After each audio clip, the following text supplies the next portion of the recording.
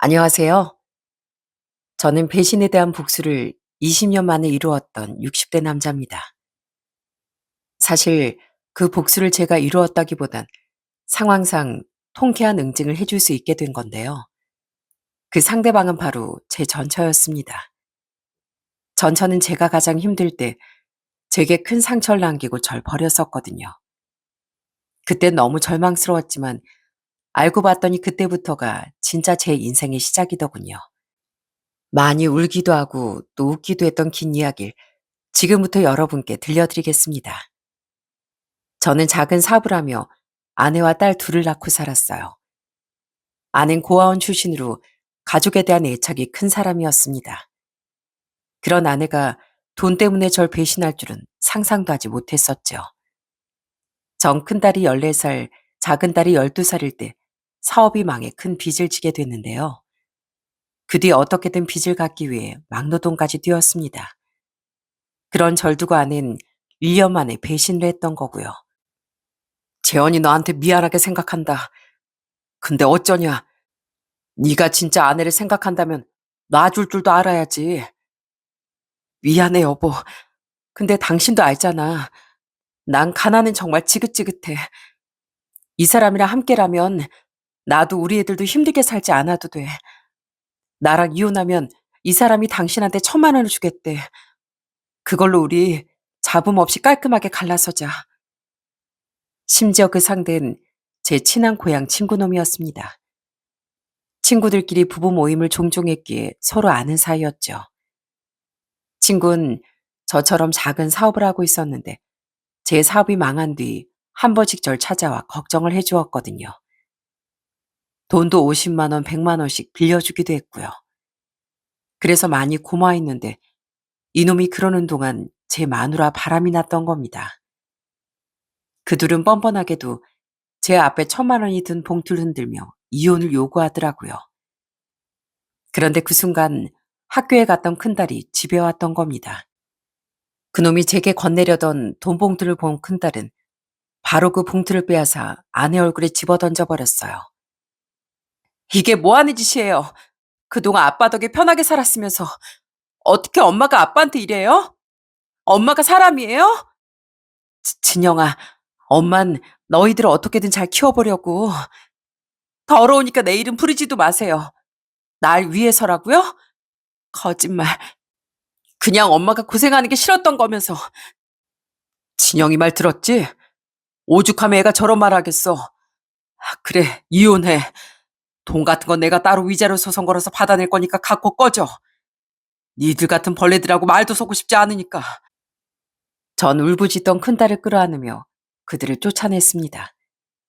더 가슴 아팠던 건 조금 늦게 하교한 작은 딸까지 문 앞에서 그 모든 소란을 들었다는 거죠. 결국 그렇게 전 이혼을 했고 그 연놈들에겐 위자료를 다 받아냈습니다. 마음 같아선 간통으로 확 쳐놓고 싶었지만 그건 육체적인 관계가 있었다는 증거가 필요하다기에 포기할 수밖에 없었죠. 그렇게 전 혼자 중학교 2학년, 초등학교 6학년 두 딸을 키우게 됐습니다. 당시 전 건설 현장을 돌며 기술을 배우고 있어 초반에 무작정 막노동을 시작할 때보단 벌이가 좀 오른 상태였어요. 하지만 받은 위자료를 다 써도 갚아야 할 빚이 남은 상태였기에 생활이 빠듯하더라고요. 근데 이혼한 지 얼마 안 돼 큰딸이 제게 이런 말을 하더라고요. 아빠, 우리 이 집 팔고 월세집 같은 데로 이사 가면 안 돼요? 뭐? 아니, 갑자기 왜? 아빠 빚 갚느라 힘드시잖아요. 집 팔면 빚 갚을 수 있는 거 아니에요? 그런 거면 우리 이 집 팔고 작은 집으로 이사 갔으면 좋겠어요. 빚 다 갚으면 대출이자도 안 나갈 거잖아요. 전 아빠 힘드신 거 너무 싫어요. 눈물이 핑 돌았습니다. 저도 그런 생각을 안 해봤던 게 아니었거든요. 하지만 이혼도 한 마당에 애들을 남의 집 살이까지 하게 만들기 싫어 참았었는데 속 깊은 큰딸이 그런 말을 먼저 해준 겁니다. 그렇게 집을 팔고 우린 이사를 가게 됐죠. 우리가 이사한 곳은 한 주택의 2층 집이었습니다. 1층엔 주인 세대가 살고 있었고 우린 방 2개짜리 사글세 집에 들어갔던 거죠. 새로 시작한다는 마음으로 전 정말 열심히 살았습니다. 경험 많은 오야지를 찾아가 더 숙련된 기술을 배우고 한 달에 이틀만 쉬며 일했습니다. 그 와중에 딸들도 어떻게든 더 잘 챙기려 미숙한 솜씨지만 음식도 만들어 보고 집안일도 했는데요. 그런 절 챙겨준 게 바로 큰딸이었답니다. 아빠, 저도 다 컸어요. 반찬 정도는 저도 할 줄 알고 청소도 빨래도 세영이랑 저랑 다 할 수 있어요. 아빠 그렇게 다 하시려고 하면 병나요. 저흰 그거 싫어요. 큰딸은 어릴 때부터 공부도 잘하고 의젓한 아이였답니다. 이혼 후 제가 대충 김치에 소주를 마시고 있으면 와서 라면이라도 끓여주며 아빠, 빈속에 속 버려요. 하고 말해주던 착한 아이였죠. 그런 큰딸 덕에 전 정말 많은 위로를 받을 수 있었어요. 딸들은 자기들도 다 컸다며 오히려 점점 제게 밥도 차려주고 집안일도 척척 해냈습니다. 전 아이들이 일찍부터 집안일을 하는 게 싫어 어떻게든 제가 하려고 노력했고요. 그렇게 우리 세 식구는 서로 의지하고 아끼며 살아갔습니다. 그리고 그 어려운 시절 제게 힘이 됐던 또 다른 존재들이 있었어요. 그건 바로 주인집 사람들이었죠. 처음 집을 구할 때 집주인 인상이 너무 좋아 보이더라고요. 당시 40대 중반이었던 저와 동년배 같았는데 그 남잔 자기도 이혼하고 아들을 키우고 있다고 말하더라고요. 괜히 동병상련인 것 같아 반가운 마음이 들었습니다. 그 집엔 집주인 남자와 우리 큰딸보다 2살 많은 아들, 그리고 집주인의 어머니가 함께 살았는데요.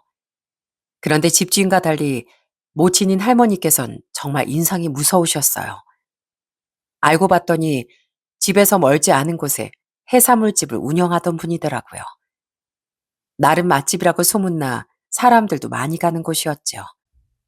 그곳에서 할머니는 소위 말하는 욕쟁이 할머니로 소문난 강한 분이었어요.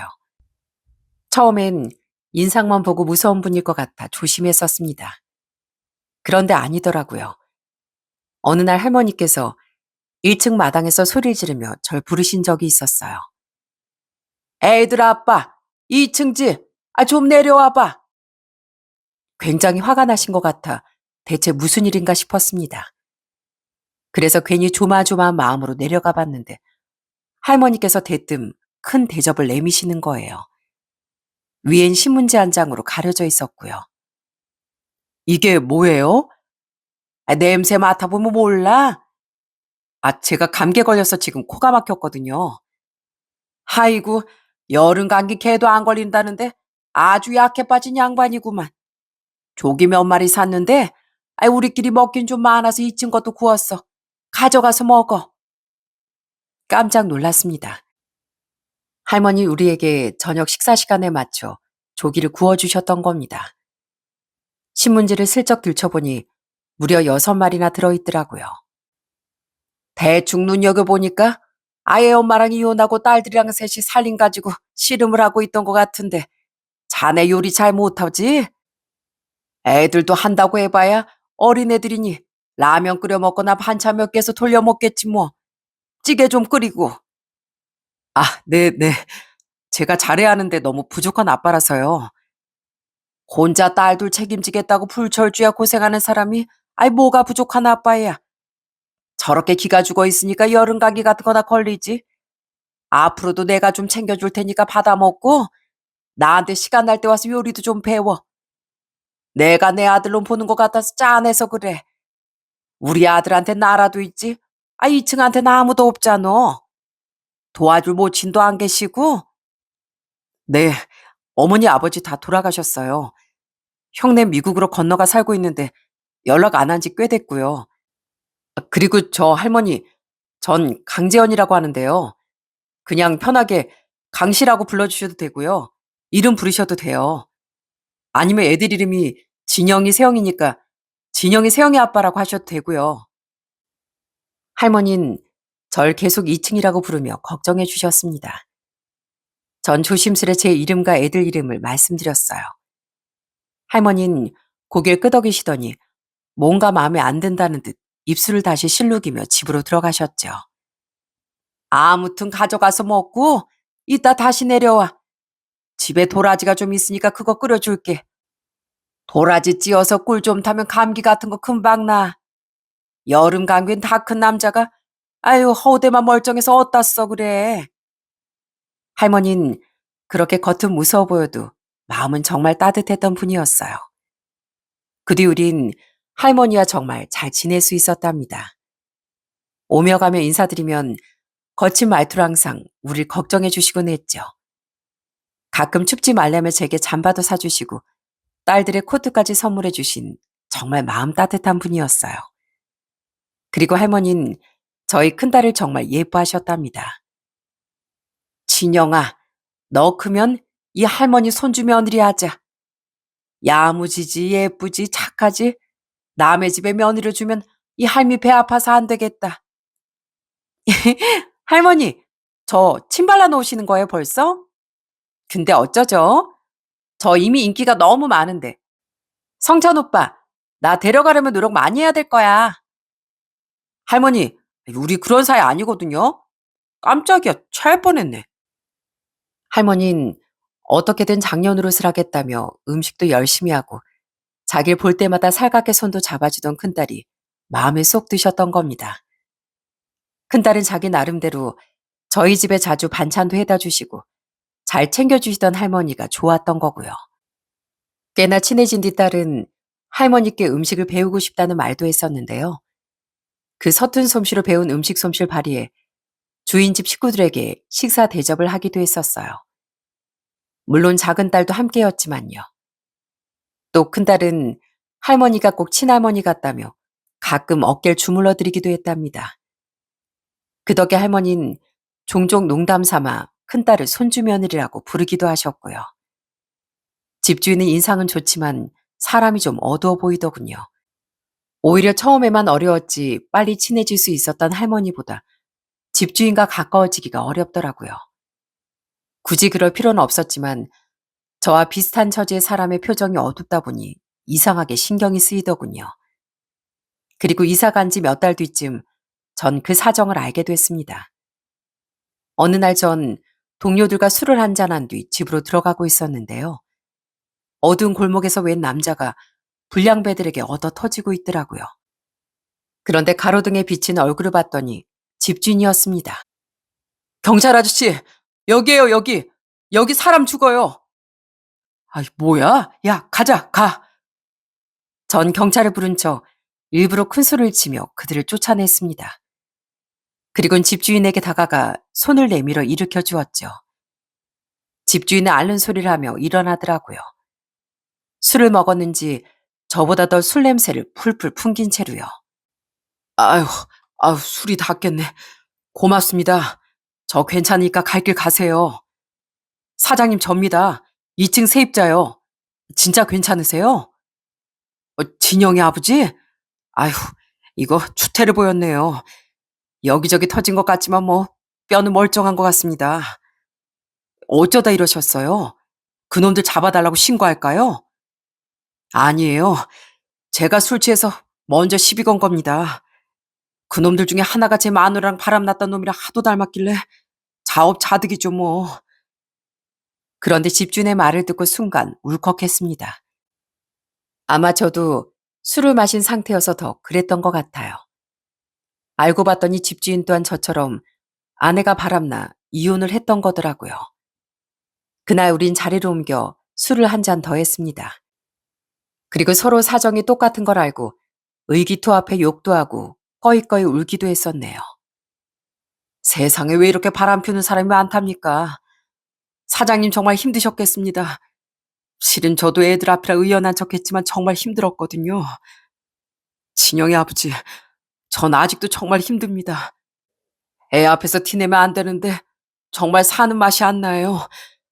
그래도 이렇게 제 마음을 알아주는 사람이 있으니 너무 좋네요. 그동안 마음고생 많으셨겠습니다. 오늘 이렇게 구해주신 것도 고마운데 오늘 술은 제가 살게요. 사람 인연이라는 게 참 신기하죠. 그날 술 한 잔 제대로 하며 우린 급속도로 친해졌답니다. 그 이후 오며 가며 계속 술을 한 잔하고 서로의 집도 드나들다 보니 우린 아주 절친한 사이가 되었죠. 전 저와 비슷한 아픔 때문에 우울증을 앓고 있던 집주인이 불쌍해 어떻게든 이겨낼 수 있도록 도와주려고 애쓰기도 했었네요. 다행히 동병상련인 저와 이야기를 많이 나누어서인지 집주인은 점점 밝은 모습을 찾아가더라고요. 그렇게 더 가까워진 우린 서로 누구 아버지에서 그냥 재현아 운서가 하며 지내게 됐습니다. 인생의 막다른 길에서 절친을 만나다니 전 정말 운 좋은 녀석이라고 생각했죠. 그 쓰레기 같은 고향 친구놈을 잃고 나니 이렇게 더 좋은 친구가 찾아왔던 겁니다. 운석의 아들인 성찬이도 참 똘똘하고 착한 녀석이었어요. 자기 할머니 잘 챙기고 아버지도 많이 생각하는 좋은 아이였죠.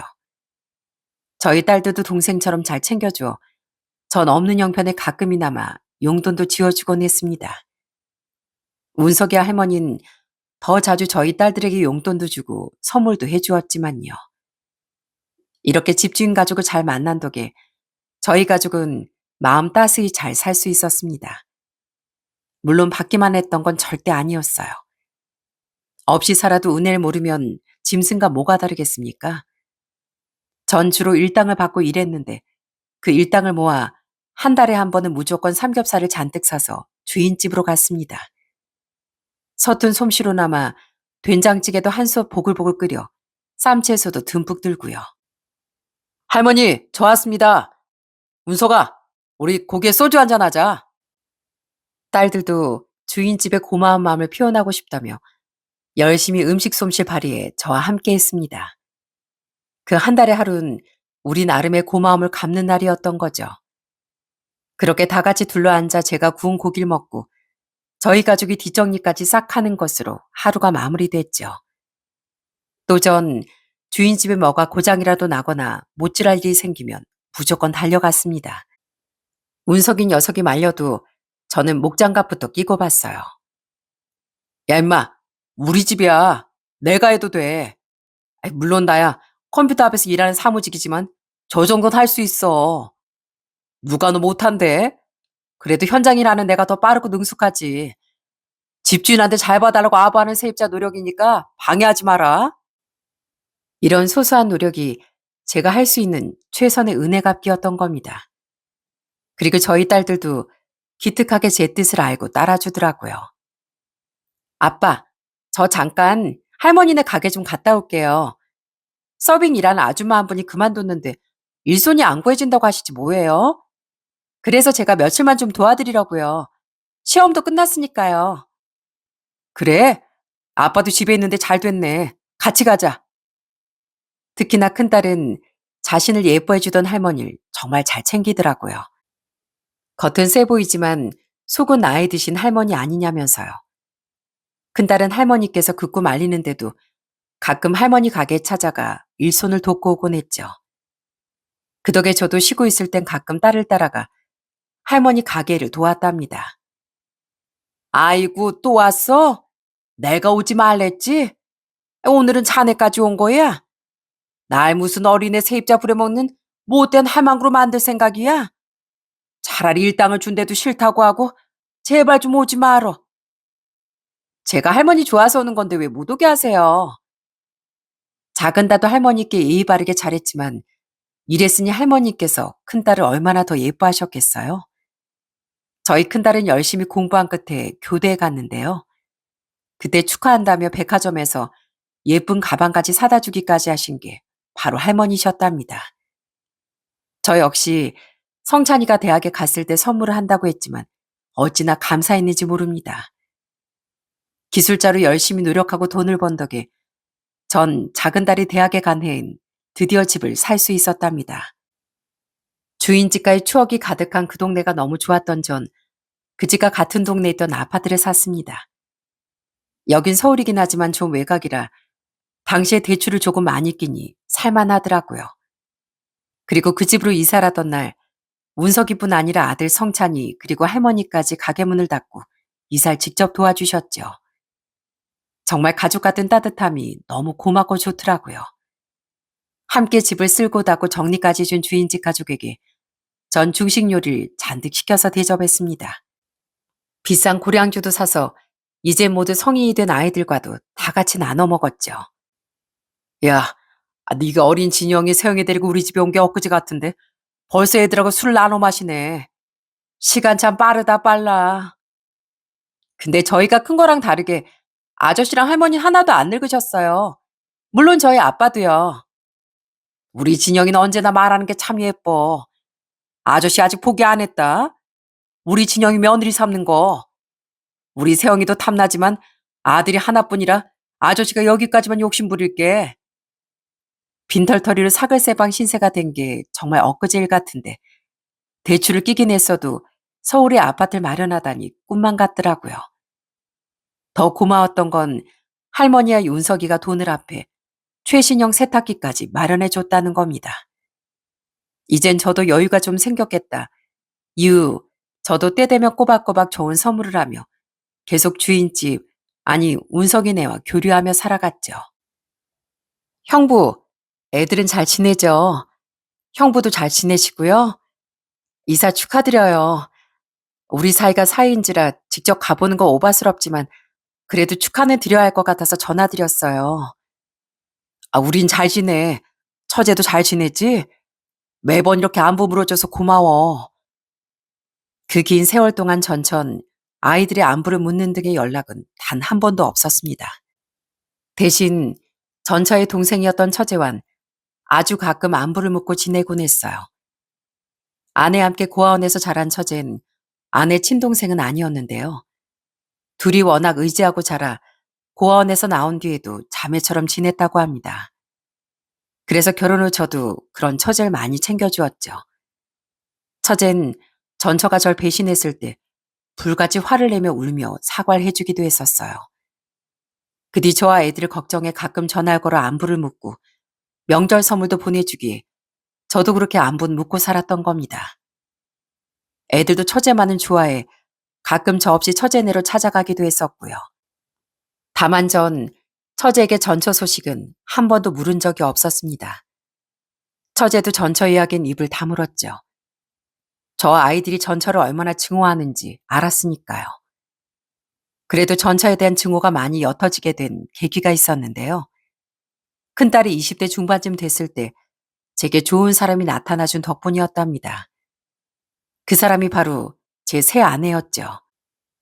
우연히 인연이 되었던 아내는 대형마트 캐셔 일을 하며 10년 전 사별 후 혼자 아들 셋을 키운 사람이었어요. 심성이 곱고 눈물 많은 모습에도 마음이 갔지만 무엇보다 항상 남을 배려하고 묵묵히 절 응원해주는 모습에 점점 믿음이 가더라고요. 그런데 제가 누굴 만나고 있다는 사실을 안 딸들이 제게 조용히 놀라운 말을 해주더라고요. 아빠, 그 아줌만 일찍 결혼해서 아들들이 다 결혼도 했다면서요. 저희도 다 사회생활하고 연애하느라 전만큼 아빠랑 시간 자주 못 보내잖아요. 아빠만 혼자 외로우실 것 같아서 늘 죄송했는데 만약 마음이 있다면 그냥 그 아줌마랑 재혼하세요. 저희는 그분이랑 같이 살아도 괜찮아요. 여긴 아빠 집이잖아요. 그때가 큰애가 28살 때였습니다. 딸들의 배려에 전 차마 마음 먹지 못했던 재혼을 하게 됐어요. 저도 사람이니 새 아내와 기대어 살며 새 출발을 하고 싶은 마음은 있었는데요. 그럼 딸들이 불편해할 것 같다 참고 있었거든요. 다만 혼인신고는 하지 못했는데 그건 아내 쪽 아이들이 그것만은 반대했기 때문입니다. 아저씨가 나쁜 분 같아서가 아니에요. 그냥 저흰 아직 아버지 자리를 누가 대신하는 거 못 보겠어요. 뭐 같이 사는 것까진 참견하지 않을게요. 어머니도 외로우실 텐데 저희도 그 정도로 이기적이진 않거든요. 대신 호적상으로라도 저희 아버지 자리 남겨둬 주세요. 전 새아내 아이들과 식사 자리를 가지게 됐는데요. 그때 첫째가 저런 간곡한 부탁을 하더라고요. 그 마음을 저도 충분히 이해했기에 전 아내와 살림은 합치돼 혼인신고는 하지 않은 겁니다. 그래도 우린 서로를 새 아내, 새 남편으로 받아들였죠. 아줌마, 저흰 혼인신고를 하든 안 하시든 아무 상관없어요. 아줌마도 좋은 분이신 것 같고 저흰 저희 아빠만 행복하시면 그걸로 됐거든요. 혹시 뭐 불편한 거 있으면 저나 동생한테 언제든 말씀해 주세요.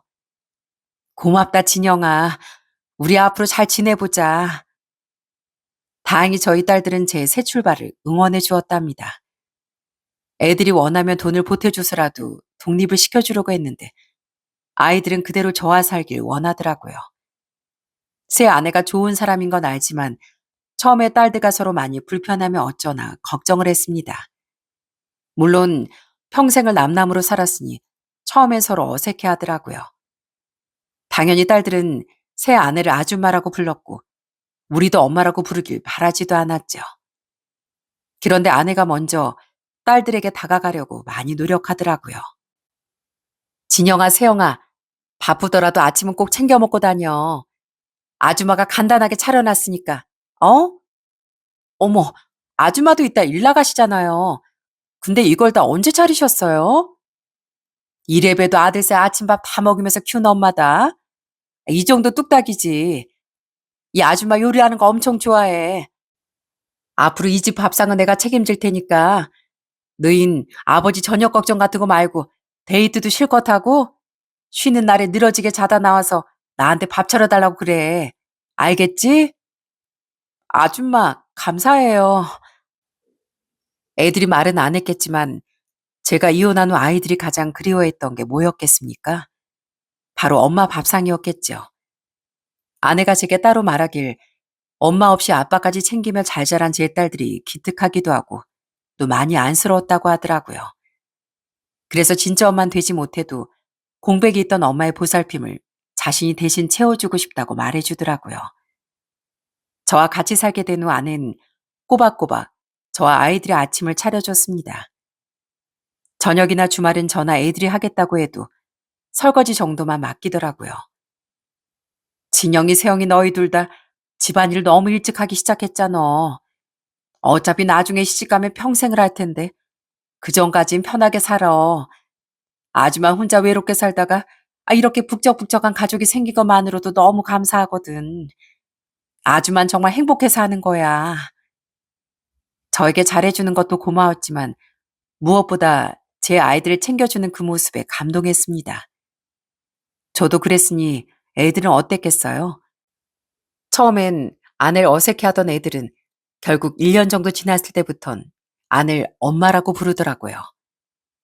이젠 숙련된 기술자가 되어 제법 돈을 벌고 있던 전 그런 아내를 조금이라도 더 편하게 해주고 싶었답니다.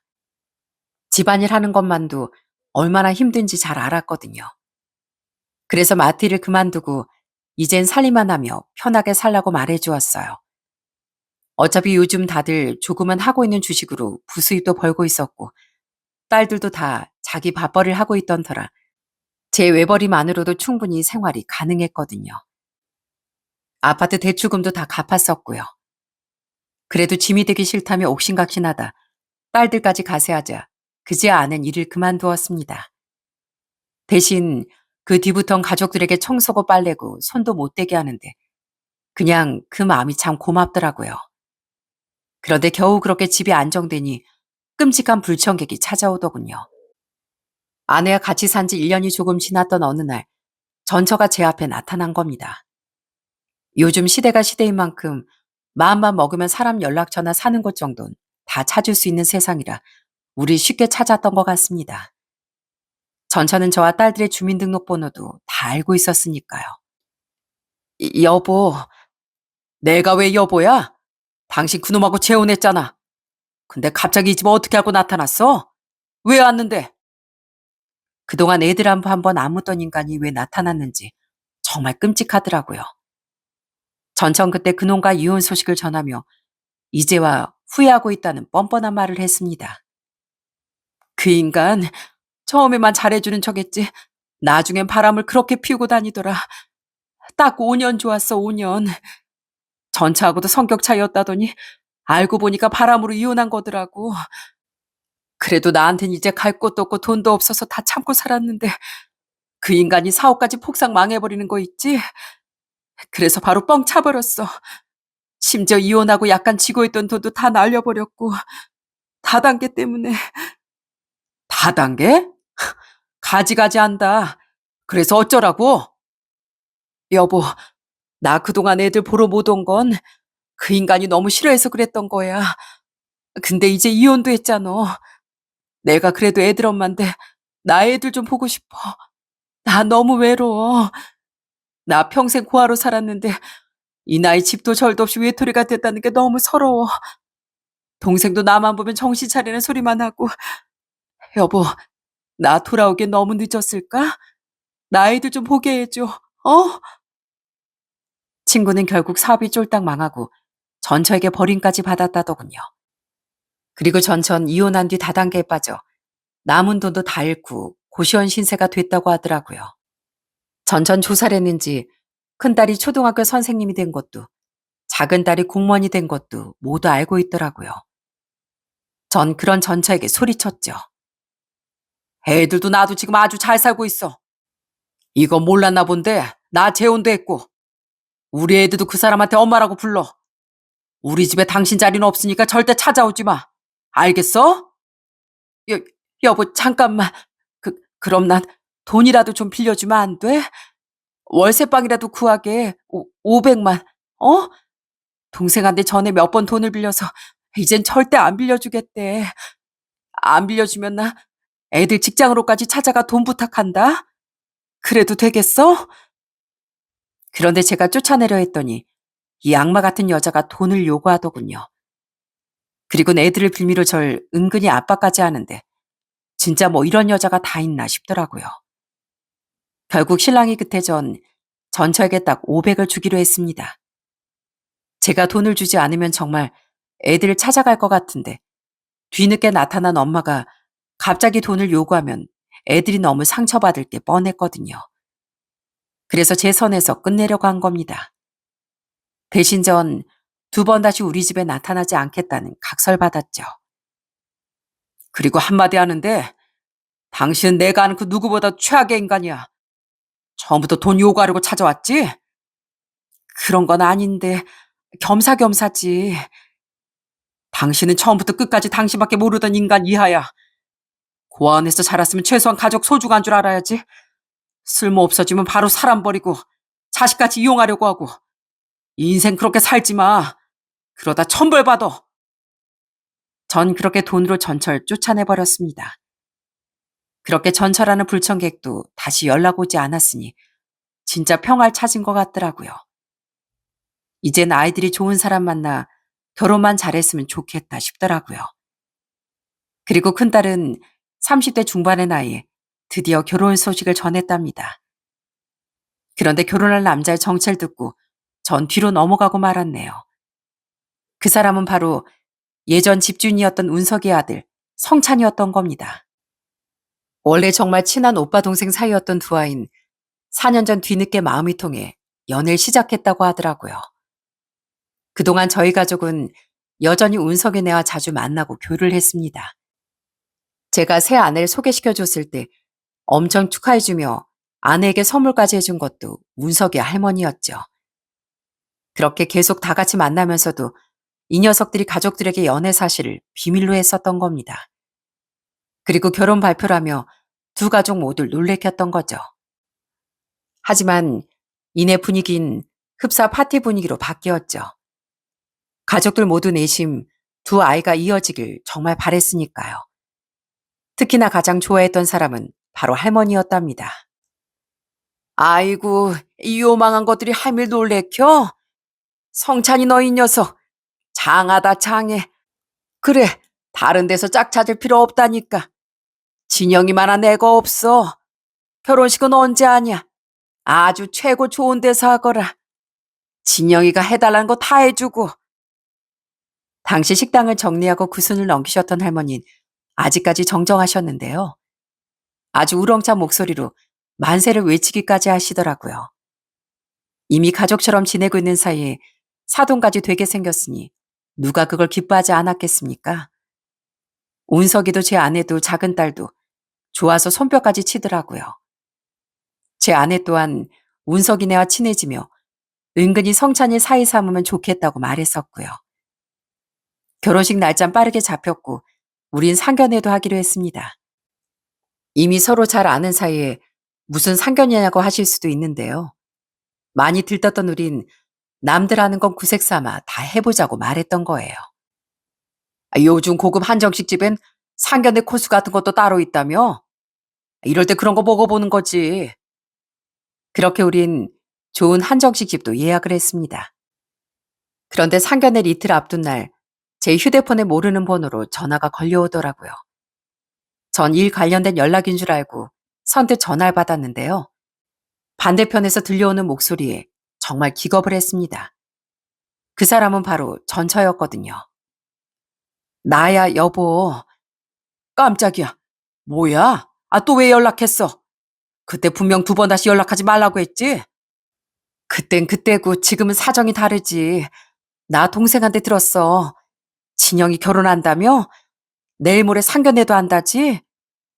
그걸 처제가 말했다고? 그래. 걘 나 없이도 애들이 잘 살고 있다고 말해주러 간 모양인데 부모 없이 결혼해본 난 잘 알아. 여자로서 엄마 없이 결혼하는 게 얼마나 서러운지. 이제 진영이도 결혼하고 애도 낳아보면 낳아준 엄마의 소중함을 깨닫게 될 거야.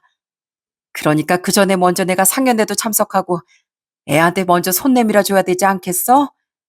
우리 사돈들 분들한테 인사도 드리고 우리 사위 얼굴도 봐야지. 내가 애 엄마잖아. 들어봤더니 전천이 여태 정신 못 차리고 다단계라며 처제에게도 계속 돈을 꾸려고 한 모양이더라고요. 처젠 그래도 언니라고 한두 번은 도와준 모양인데 결국 참다 참다 폭발해 큰딸의 결혼 소식을 말했다고 하더라고요. 형부도 애들도 언니 같은 건 다 있고 잘 살고 있어. 곧 상견례도 안 돼. 근데 언니 뭐 왜 계속 이 모양이야? 최소한 남한테 피해나 안 주고 살아야지. 다단계가 뭐야, 다단계가. 잘 살고 있는 자식들한테 자랑스러운 엄마 못 되더라도 최소한 더 이상 부끄럽게 살지 말아야 할 거 아니야. 이렇게 말입니다. 그런데 그 말을 듣고 전천 부끄러움을 느끼기는커녕 감히 상견례에 참석하고 싶다는 헛꿈을 꾸었던 거죠. 당신 미쳤어? 거기가 어디라고 와? 20년 전에 가족 다 버리고 떠나선 애들 안부 묻던 여자가 누구 결혼을 망치려고? 아니, 내가 왜 못 가? 왜? 당신 그 재혼한 여자 때문에? 어차피 친모는 나잖아. 왜?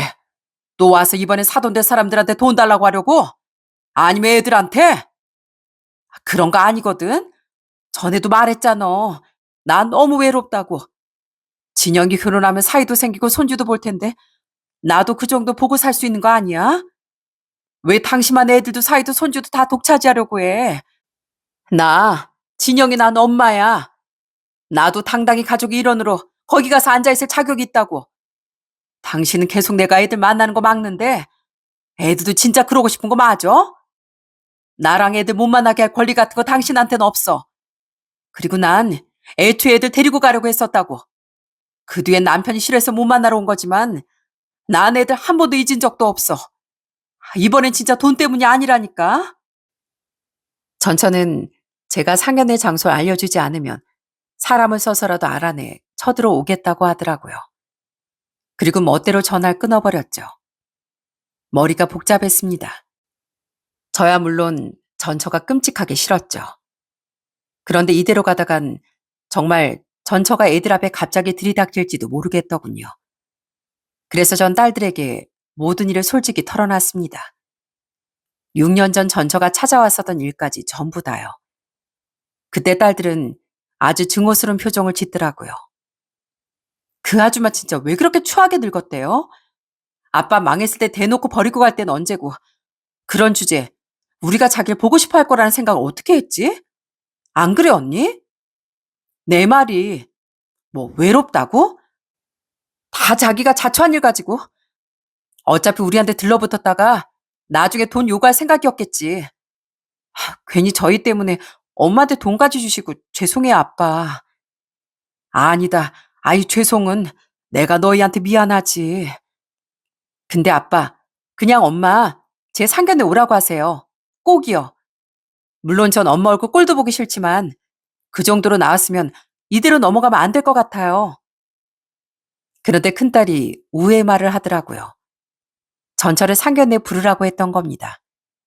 전 깜짝 놀라 어떻게 할 생각이냐고 물었습니다. 워낙 야무지내니 뭔가 생각이 있겠다 싶었죠. 양심도 없이 저희한테 미련이 남은 모양인데 그날 확실하게 알려주려고요. 직접 얼굴 보고 끊어내야 자기도 미련을 못 갖죠. 그런 큰딸의 의견을 전 믿고 따르기로 했습니다. 그래서 운석이 가족에게도 양해를 구한 뒤 전처에게 상견례 장소를 알려줬어요. 그렇게 상견례 날이 왔고 상견례가 시작된 지 30분 뒤쯤 아주 화려하게 차려입은 전처가 도착했더군요. 아, 안녕하세요. 차가 막혀서 좀 늦었네요. 제가 진영이 엄마 되는 사람입니다. 늦은 주제 콧소리를 내며 전천 호호 웃더라고요. 하지만 자기 자리에 이미 제 아내가 앉아 있는 걸 보고 표정이 굳더라고요. 뭐야, 내 자리인 저 여자 누구야? 내가 말했잖아. 나 재혼했다고. 와도 된다고 했지? 당신 자리 있다고 말한 적은 없는데. 뭐? 아니, 지금 장난쳐? 당시 재혼을 했든 말든 진영이 엄마는 안 돼 무슨. 엄마 같은 소리하고 자빠졌네. 아주 창자로 널뛰게 하는 소리하고 있어. 네 년이 바로 그 나쁜 년이었구나. 내가 그 쌍판대기 한번 꼭 보고 싶었는데 아주 오늘 잘 만났다. 깜짝이야. 뭐예요, 할머니? 저 아세요? 전 그런 전체에게 확실히 주제 파악을 시켜줬습니다. 그러기 위해 큰딸이 전철 부르자고 했던 거니까요. 그런데 저나 딸들이 참교육을 해주기도 전에 급한 성질을 참지 못하고 일어선 사람이 있었어요. 그 사람은 바로 할머니였죠. 할머니는 전처가 오기 전부터 계속 일을 갈고 계셨거든요. 제가 그 집에 새들어 살던 시절 제 사정을 듣곤 그때부터 얼굴도 모르는 전처를 아주 싫어하셨으니까요. 못된 여편네 같으니라고? 내가 아주 전 며느리도 머리채 다 뜯어놨었는데 그 고얀 여편네도 꼭 보고 싶네. 자네 같은 천살벌이 그 나쁜 여편네 쌍판대기가 어떻게 생겼나. 늘 이렇게 말하며 이를 갈았던 할머니는 정이 들면 들수록 한 버직 전처 얘기를 꺼내며 욕설을 늘어놓으셨습니다. 그래서 그날 전철 보자마자 아주 잘 걸렸다는 마음으로 전처 머리채를 휘어잡으셨던 겁니다. 나쁜 거. 내가 너 보니까 내 아들 배신한 전 며느리 생각이 나서 참을 수가 없어. 남편 덕에 떵떵거리며 잘 살았으면 힘들 때도 같이 견딜 생각을 해야지. 바로 꽁무니를 빼. 그것도 남편 친구랑 눈이 맞아서. 내가 착한 진영애비랑 진영이 세영이 상처받았을 거 생각하면 아주 이가 갈렸어. 할머니 뭔데요? 아유, 무슨 노인네가 이렇게 힘이 세? 나 20년 동안 이 집 식구들이랑 가족처럼 산 사람이고 이제 진영이 시알미 될 사람이다. 그 연세에 무슨 힘이 그렇게 넘치시는지 전천 할머니를 벗어나지도 못하고 이리저리 끌려다니더라고요. 이러다 다치실까 걱정이 되어 저와 운석이가 할머니 말리지 않았더라면 아마 전천은 더 호되게 당했을 겁니다. 전천은 엉엉 울며 머리를 매만지더라고요. 그리곤 딸들을 향해 애절하게 말했어요. 이게 뭐야? 친영아, 세영아, 엄마 알아보겠지? 엄마 먼 발치서 니들 한 번 봤었는데 엄마 안 반가워?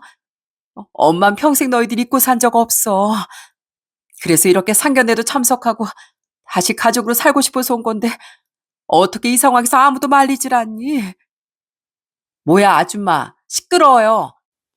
아무도 안 반기는 자리에 굳이 온다고 떼쓴 건 아줌마잖아요. 아줌마 우리 찾아간다는 핑계로 우리 아빠한테 돈도 뜯어냈다면서요? 자식들 앞에서 추태 보이고 바람난 남자랑 도망간 주제에 아주 철판도 두꺼우시네요. 어차피 이번에도 돈 노리고 여기 온 거면서. 작은 딸은 경멸스러운 표정으로 전처에게 악담을 퍼붓더군요. 그리고 큰 딸은 일말의 희망을 가지고 자신을 바라보던 전처에게 아주 제대로 한 방을 날려버렸죠. 친영아, 넌 엄마 정말 좋아했잖아. 그땐 엄마한테 화가 났겠지만 그래도 세영이처럼 엄마를 아줌마라고 부르진 않을 거지? 엄만 그냥 널 낳아준 엄마로서 네 결혼식 때 혼주석에도 앉아보고 사위한테 장모님 소리도 들어보고 딱 그 정도만 하고 싶었어. 엄마가 사는 게 너무 초라하고 외로워서 진짜 돈 때문에 온 거 아니야. 그 인생 엄마가 선택한 거잖아요. 누가 아빠 배신하고 가래요? 우리 앞에서 아빠를 무너뜨려 놓고 우리한테 엄마 대접 받을 수 있을 줄 알았어요? 뭐? 내가 이 자리에 엄마를 왜 불렀는 줄 알아요? 주제 파악 좀 시켜주려고요. 여기 이분 보이시죠? 저희 새엄마세요. 엄마랑 다르게 항상 아빠 위해주고 엄마한테 배신당한 우리 가엾게 여겨서 다 큰 우리한테 꼬박꼬박 밥도 차려준 훌륭한 분이시라고요. 이제 우리한테 엄만 이분뿐이에요. 그래도 낳아주고 키워준 정을 생각해서 엄마라고 불러주는 건 오늘뿐이란 말이에요. 알겠어요? 친영아, 보세요. 여기 제 남편 될 사람, 시어른 되실 분들 다 우리 가족이 엄마한테 배신당한 뒤부터 가족처럼 지낸 사람들이에요. 이게 무슨 말이냐면요. 우리 집 사정을 잘 아는 만큼 엄마 사람 대접해줄 사람 아무도 없다고요. 이 자리에요. 그리고 앞으로도 우리 집안에 당신 자리는 없으니까 헛꿈 그만 꾸고 두 번 다시 나타나지 말아요. 다단계에서 인생을 말아먹든 뭐라든 알아서 하시고요. 전청 큰딸에게 제대로 응징만 당한 채 눈물 콧물을 줄줄 흘렸습니다. 전 그런 전처에게 식당 룸의 문을 열어주며 말했죠. 자, 이제 알겠지? 당신이란 사람 여기 아무도 안 반긴다는 거. 사람 배신한다는 거 그런 거야. 아무한테도 인간 취급받지 못한다는 거. 또 나타나봤자 벌레 취급만 당하고 뻔하니까 두 번 다시 나타나지 마. 안 그럼 그땐 난 무력이라도 행사할 테니까. 빨리 안 꺼져? 머리채 한 번 더 잡혀볼래? 다들 정말 너무해. 너무하다고. 제 말이여 할머니가 다시 씩씩거리자 전청 그제야 주랭랑을 치더라고요. 그리고 그 길을 마지막으로 전처는 정말 우리 앞에 다시 나타나지 못했습니다. 그렇게 큰 소란이 있었지만 큰딸과 성찬인 무사히 결혼식을 올리고 행복한 결혼 생활을 시작했답니다. 그리고 큰딸 결혼식에 참석했던 처제는 뒤늦게 제게 사과를 하더군요. 죄송해요, 형부. 언니 정신 차리게 한다는 게 그만 가족을 곤란하게 했네요. 저도 이제 그냥 언니 안 보고 살려고요. 어려운 시절에 서로 의지하고 산 기억 때문에 언니를 못 끊어냈는데 이젠 한계인 것 같아서요. 전전 그렇게 하나 있는 동생에게까지 조용히 손절당했다고 해요. 참 불쌍한 인생이었죠. 그렇게 지금은 3년이 지났는데요. 그 사이 큰딸내엔 아들을 낳았습니다. 그리고 더 기쁜 소식은 얼마 뒤 봄에 작은 딸이 결혼을 앞두고 있다는 겁니다. 딸과 똑같은 공무원으로 건실한 청년인데 사돈 되실 분들이 어찌나 좋으신지 작은 딸에 대한 걱정도 내려놓을 수 있겠더라고요. 그리고 또 하나 좋은 소식이 있는데요.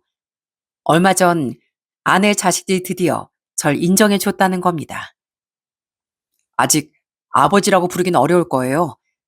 그래도 그동안 저희 욕심도 다 이해해주고 기다려주셔서 감사합니다. 그 명절엔 집으로 찾아뵈도 되죠? 그렇게라도 조금씩 아저씨랑 가까워지고 싶어서요. 아저씨 따님들이 저희 어머니를 받아줬듯이요. 그 덕에 우린 얼마 전 드디어 혼인신고를 했답니다. 얼마 후 있을 설날에도 다 같이 찾아온다는데 아내는 벌써부터 기대를 많이 하고 있어요. 그동안엔 짧게 자식들만 아내 얼굴을 보고 그냥 가버렸었거든요. 그것도 집도 아닌 집 앞 식당에서요. 그 정도로 친아버지 그리워하며 절 받아들이기 힘들어하던 애들이 절 인정해줬다니 참 고마웠습니다. 지금의 아내가 제 딸들에게 잘해줬듯이 저도 앞으로 조금씩 그 아이들과 친해지며 최소한의 아빠 노릇은 해주고 싶네요. 아내에게 고마운 만큼 저도 그 마음을 조금씩 갚고 싶거든요.